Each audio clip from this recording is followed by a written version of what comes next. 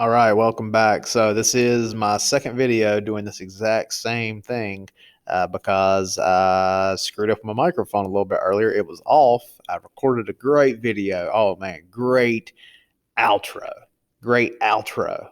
Like I felt like I'd inspired somebody to go and commit their life to following the good, and then I realized that I didn't have this thing hooked up. So we'll try this again. All right, so welcome back. All right, yesterday. So here's what we did yesterday. I gave you guys some notes on what logic is, some basic information. Essentially, if you took away Aristotle's quote of logic being the tool we come to use to know anything, then you got something out of yesterday's assignment. So I know that some of this may sound elementary. It may sound, these are things that you already know. It's too simple, but that's the complexity of it. Things that are simple, we tend to overlook or we tend to take for granted. So what I did yesterday is I gave you guys some rebus puzzles to figure out, to decipher. And this is just to get your brain working, get your brain moving, but also try to connect those pieces. Because again, if we look at it in terms of a puzzle, I mean, that's what logic is. It's taking those puzzle pieces and forming something together. Why do you think when you were little that your parents gave you puzzles to do? It's because they were trying to increase your capacity for logical thinking. But we can always continue to work on that. It's just like any other skill. The more you work on it, the better you're going to be at it. And again, we use logic in everything that we do. Every decision that we make, we either use logic or choose not to use logic. So let's go ahead and take a look at these puzzles, and then we'll talk a little bit more about our assignment for today. All right, so I'm just going to run through these. So these rebus puzzles, they're also called like pictograms, but the whole thing is that you are taking the picture and connecting it essentially to a common phrase. So let's look at the first one. You guys did really good on the first one. We see. Let's just go with it. The correct answer for number one is one thing after another. We see that because again we have one thing and it is after the word another. So we piece that together. One thing after another. Very good. The second one you guys did very well on as well. So the second picture, the second rebus puzzle. What does it say? Well, by the picture, we can assume that it means broken heart. Broken heart, broken hearted. I can see how you get that. I also have heard half heart or half hearted. I get that, but the correct answer, at least from Scholastic, which is where I got this puzzle from, and I went through these and tried to figure them out as well. But the answer I got, the answer they got, both are broken heart.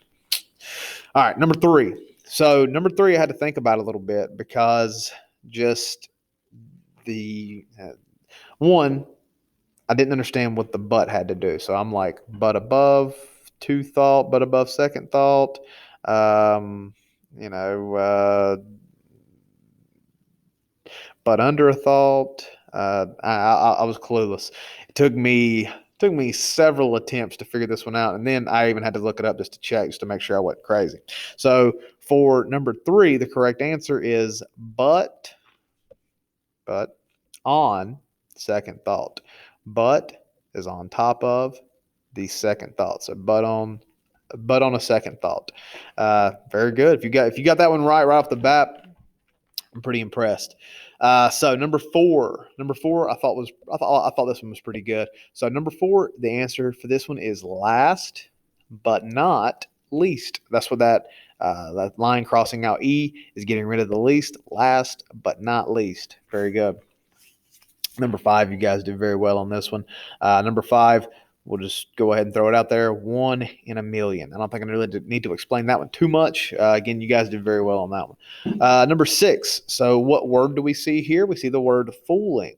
Fooling. And how is it oriented? Well, the correct answer here is fooling around. Number seven. So number seven. Some people said history. That's what it says, but that's not what it means. It doesn't mean three history or tres historia.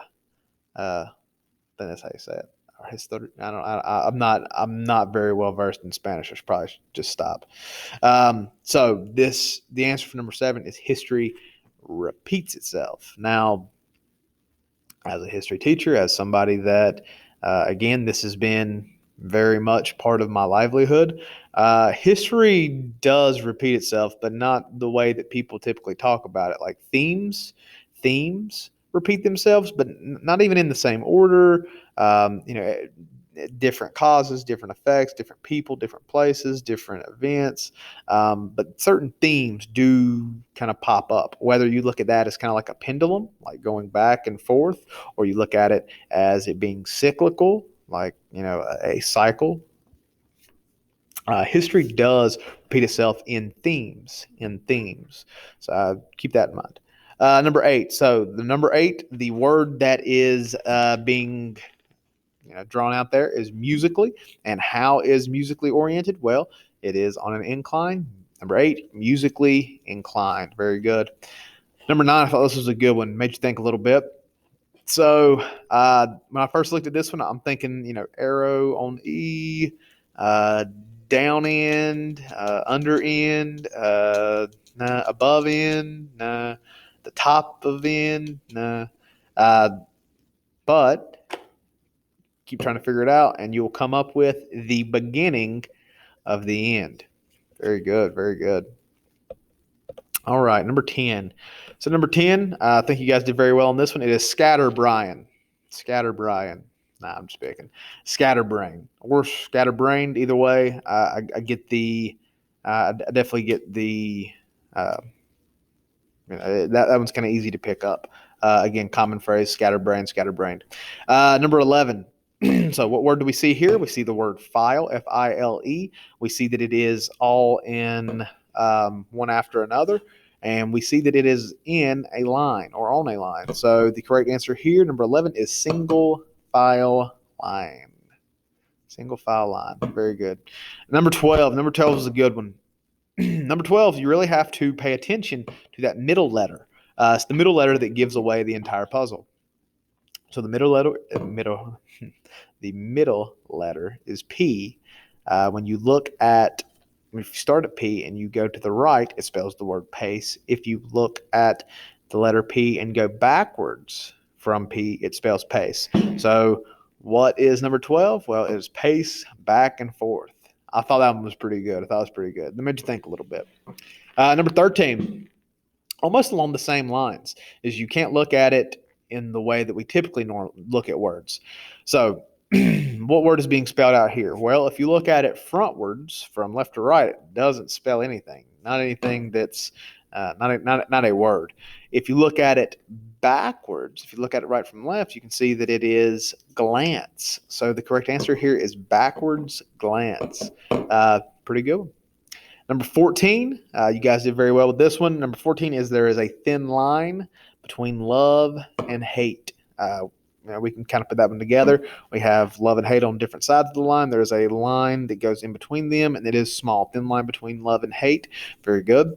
And last one, I'll be honest with you, the last one I had to look up because I just couldn't come up with like a phrase that made any sense. But number 15 was all things great and small. Again, if you didn't get that one, I wouldn't feel too bad. Like I said, I didn't get it. Now, and by no means am I like the expert on logic or even the expert on Rebus puzzles, but I didn't get it right either, so don't beat yourself up. I'm just grading this on completion. I hope that you tried. I hope that you did well on this. I hope that you talked to your parents about this because, again, these little fun activities that actually have a large impact on how we function, how we cognitively function. And essentially that's why we need to learn more about logic, because again, every decision you make is essentially either choosing to use logic or choosing not to use logic. And the best way to do that is to question. And that's what you're doing exactly right here. You're questioning, okay, what does this mean? What does this mean? And we are always doing this, whether we realize it or not.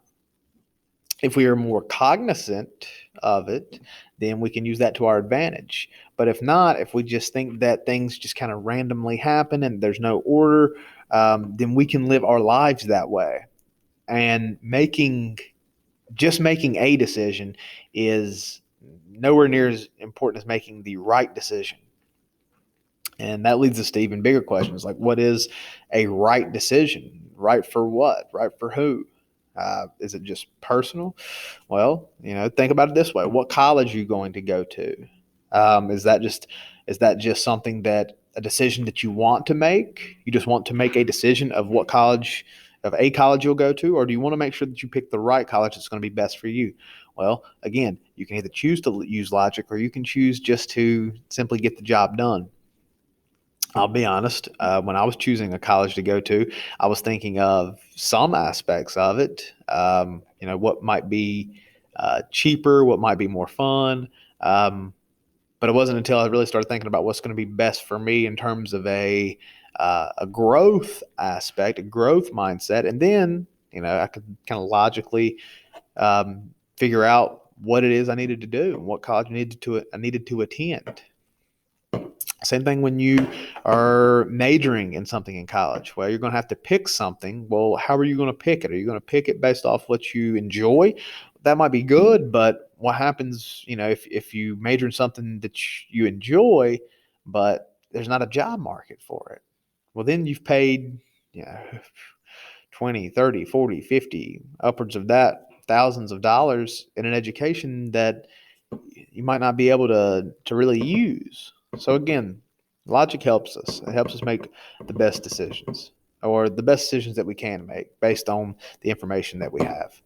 Okay, so today, as you guys saw in the examples, I gave you some logical examples using deductive and inductive reasoning. What I want you to do is to come up with some of these examples on your own, because again, my goal in philosophy is to help you find things that you can use in life and that you can take with you. This is a very introductory course, but again, I think you can pick some things up that'll help you along your way. All right, so I will see you guys tomorrow. Hope you enjoyed this, and yeah, see you then.